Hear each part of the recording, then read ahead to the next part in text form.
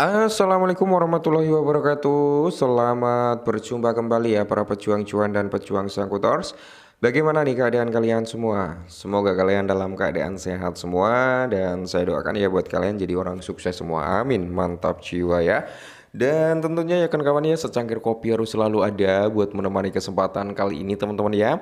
Oke, di mana di kesempatan kali ini sebenarnya kalau kita lihat bersama-sama ya dari kinerja sektor cryptocurrency sendiri, teman-teman masih diombang-ambing juga. Sebenarnya kalau kita lihat dari indeksnya altcoin itu cukup positif, ada kenaikan dari 14 ke area 17, lantas ini di area 18. Ya, ini kalau kita lihat dari indeksnya altcoin. Fire and Greed Index masih sama di area 19, sedangkan untuk market cap ini turun. Sempat menyentuh di area 2,5, tapi kali ini di area 2,4. Ya, turun teman-teman ya.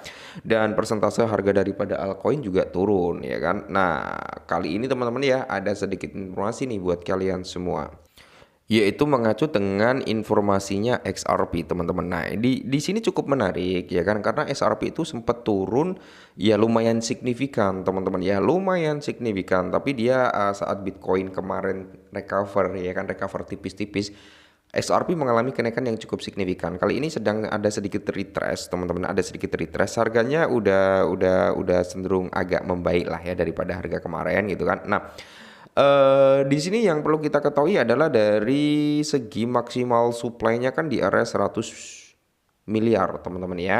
Circulating supply masih di area 58 miliar dan sisanya ini masih di lock di wallet escrow ya, masih di lock di wallet escrow. Dan itu setiap bulan di awal bulan itu akan ada perilisan token dari wallet escrow atau unlock token lah, kurang lebih seperti itu ya. Biasanya akan ada beberapa yang dijual dan biasanya sisanya akan dikembalikan lagi ke wallet escrow. Nah, semoga saja teman-teman dengan total supply XRP ini kan 100 miliar ya, semoga saja kita sempat bahas lah ya, atau ada statement bahwasanya setiap transaksi di dalam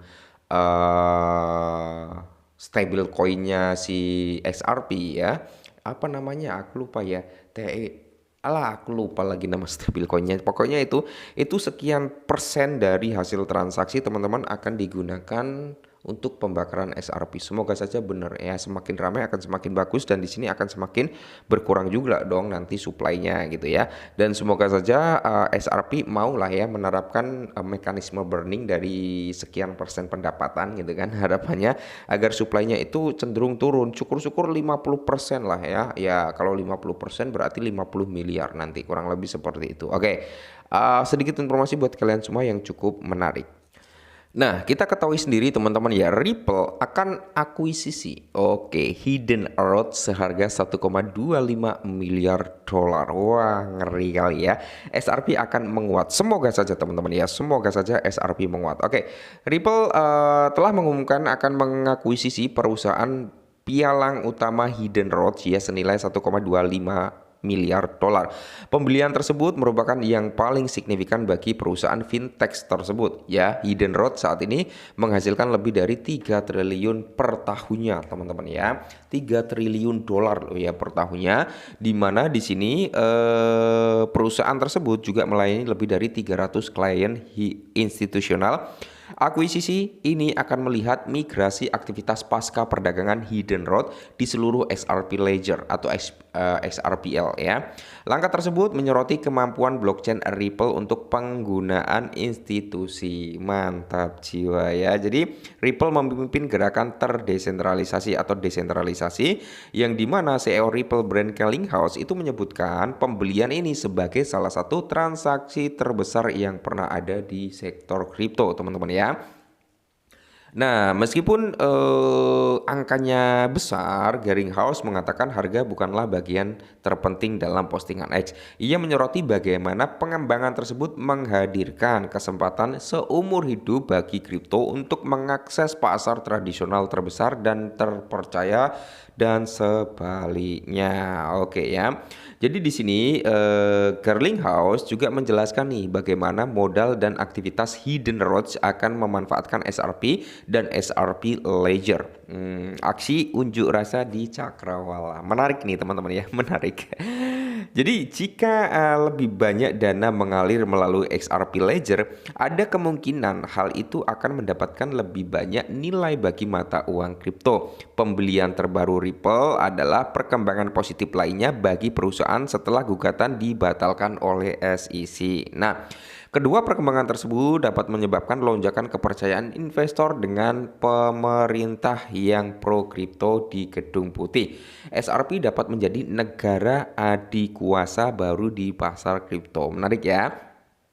Terus ada juga nih, ya kan banyak pembicaraan tentang potensi peluncuran ETF-nya XRP. Bahkan Gering House juga mengatakan ETF XRP itu udah nggak bisa dihindari lagi. Cepat atau lambat pasti akan ter-approval, katanya seperti itu ya. Terus di sini peluncuran ETF itu dapat semakin meningkatkan kepercayaan investor dan membuka pintu bagi lebih banyak dana institusi untuk masuk. Terus di sini teman-teman ya, Ripple telah memposisikan dirinya sebagai pesaing utama dalam dunia kripto. SRP juga mengalami peningkatan yang luar biasa selama tahun lalu ya. Aset tersebut menghadapi koreksi di tengah perang dagang global. Meskipun mengalami penurunan, ada kemungkinan besar bahwa mata uang kripto tersebut akan melonjak ke level tertinggi baru dalam beberapa bulan mendatang. Amin. Berarti dia akan membuat yang namanya new all time high baru, teman-teman, seperti itu ya. Nah, jadi menariknya di sini ya, SRP ya, India lah ya, kita berbicara India. India itu negara gede ya.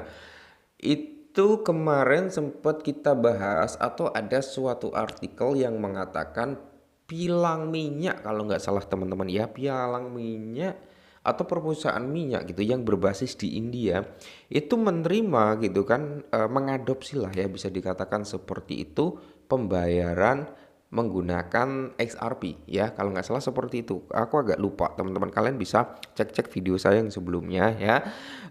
Itu juga akan menjadi salah satu perkembangan yang cukup menarik, teman-teman ya. Jadi nanti kalau ya kita bisa berspekulasi, teman-teman ya. Ripple antara SEC itu sudah sekitar 80 atau 90% ya.